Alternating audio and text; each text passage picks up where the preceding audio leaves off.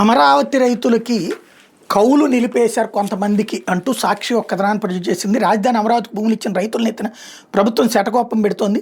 కౌలుకు అర్హులైన రైతులకు భూములు అమ్ముకున్న వారి జాబితాలో చూపించి కౌలు చెల్లింపులు నిలిపేయడంతో వాళ్ళంతా లబోదీపమంటున్నారు. తొలి ఏడాది 29,496 మంది రైతులు 34,879 ఎకరాల భూమిని రాజధాని కోసం ఇచ్చారు. సిఆర్డీఏ చేసుకున్న ఒప్పందం ప్రకారం రైతులకు ఏటా కౌలు చెల్లించాలి.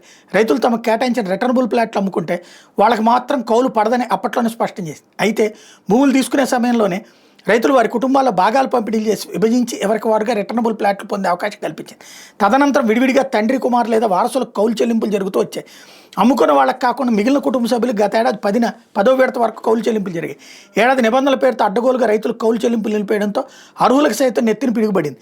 గత ఏడాది సైతం 23,384 మంది కౌలు చెల్లింపులు చేయగా ఏడాది సంఖ్య 18,638 పడిపోయింది.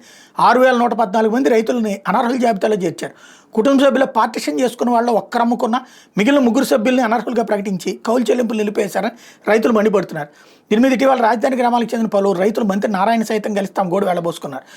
CMFSFలో వివరాలు తప్పుగా నమోదై ఉండొచ్చని చెప్పగా రైతులు తీవ్ర అసంతృప్తి వ్యక్తం చేసినట్టు సమాచారం. ప్రతి శుక్రవారం సిఆర్డీ ఆధ్వర్యంలో నిర్వహించే గ్రీవెన్స్కి సైతం రైతులు ఇదే అంశం మీద ఫిర్యాదులు ఇస్తున్నారు. అయినా పరిష్కరించేందుకు ప్రభుత్వం చర్యలు తీసుకోవడంపై రైతులు మండిపడుతున్నారు. రాజధాని కోసం భూములు ఇచ్చి చేసేందుకు పని లేక, పిల్లలను చదివించుకునేందుకు డబ్బులు లేక, పెళ్లిళ్ళు శుభకార్యాలకు ఇచ్చిన రిటర్నబుల్ ప్లాట్లు బ్యాంకుల్లో తనఖా పెట్టుకునే అవకాశం లేక రాజధాని రైతులు దుర్భరమైన పరిస్థితిని ఎదుర్కొంటున్నారు.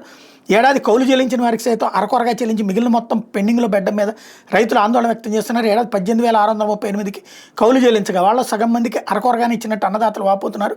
ప్రాణ సమానమైన భూములు అప్పగించిన తమకు ఇలా ఇబ్బందులు గురి చేస్తే పరిస్థితి ఏంటని నిలదీస్తున్నారు.